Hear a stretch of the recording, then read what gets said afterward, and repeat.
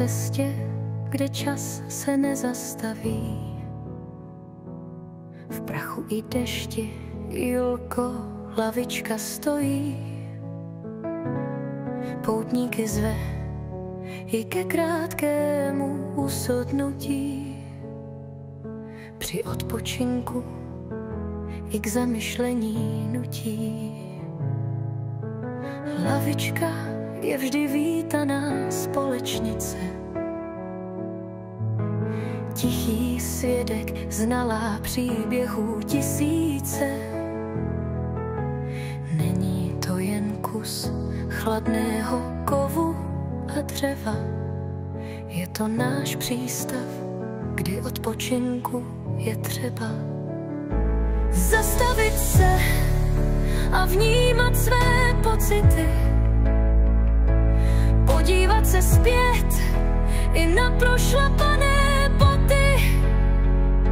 Nebo zvednout hlavu, ohledět do dály. Kam dál, kam nás osud odválí. Tak pojďme dál s novou silou, srdce otevřené novým zážitkům. A když bude třeba, Julko, lavička tu čeká, aby nám připomněla, že odpočinek je součástí cesty našeho světa, našeho světa.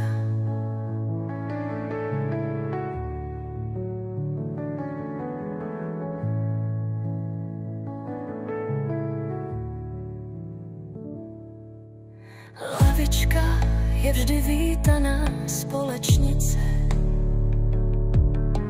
Tichý svědek, znalá příběhů tisíce.